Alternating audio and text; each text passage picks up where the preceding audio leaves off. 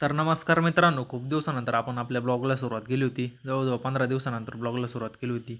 तर आपण आलो होतो आज येवल्यातच गाडी भरायला आलो होतो आपण MIT कॉलेजच्या समोर. MIT कॉलेजच्या समोरून आपल्याला गाडी भरून जायचं होतं आज आपल्याला घोडेगाव म्हणजे मंचरजवळचं घोडेगाव. तर इकडं आल्यानंतर लगेच लोडिंग पण चालू झाली होती. हे बघा, लोडिंग थोड्यावरती झाली होती. आपल्याला जास्त काय होती, पावसाचं वातावरण झालं होतं, गाडीवर कागद पण टाकायचं होतं घरी जाऊन. तर मग फायनली त्या माणसांनी मस्तपैकी गाडी लोड करून दिली. गाडी लोड झाल्यानंतर आपण दुरे वगैरे मारली पॅक. घरी आलो, पावसातच कागद मारला, सगळे कपडे वगैरे खराब झाले होते. गाडी एकदम मस्तपैकी अशी पॅक करून घेतली होती, हवासुद्धा मध्ये जात नव्हती. कागद मारला आणि पाऊस उघडला, परत तिथपर्यंत जाऊसर पाऊसच नाही लागला.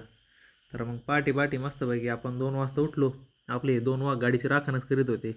मस्तपैकी फ्रेश झालो, आंघोळ वगैरे केली आणि जे गाडीला शेल मारला आणि निघालो आपण आपल्या रस्त्याला.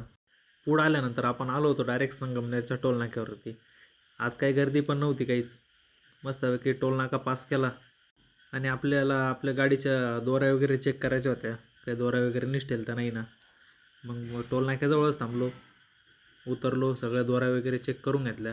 एकदम जशी घरून पॅक करून निघालो होतं तशीच पॅक होती गाडी, एक पण दोरी डिल्ली वगैरे झाली नव्हती. पुढं आळ्या फाट्याजवळ आल्यानंतर आपल्या गाडीचं डिझेल जरा संपत आलं होतं. मग आपण 500 रुपयाचं डिझेल टाकून घेतलं. 500चं डिझेल म्हणजे डिझेल जास्त टाकायचं होतं, पण आपलं काही कारणास्तव फोनपे गुगल पे ब्लॉक झालं होतं. अकाउंटला तर भरपूर पैसे होते, पण मग कॅश आपल्याकडे 500 रुपये होती. अकाउंटवरून काही पैसे कोणाला ट्रान्सफर करता येत नव्हते.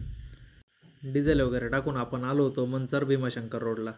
भीमाशंकर रोडलाच गोडेगाव लागतं, 10 किलोमीटर होती. इकडं आल्यानंतर मस्तपैकी गाडी खाली करायला लावली.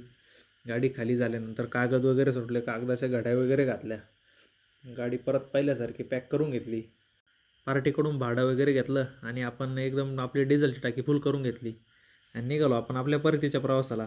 आपल्याला पुढं कोपरगावमध्ये जरा थांबायचं होतं, कारण आपल्याला आपल्या गाडीची व्हील अलाइनमेंट आणि बॅलन्सिंगचं काम करायचं होतं.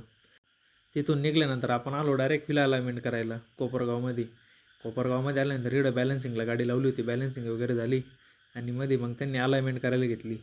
अलाइनमेंट वगैरे एकदम करून गाडी एकदम ओके झाली आणि फायनली आपण निघालो आपल्या घरी.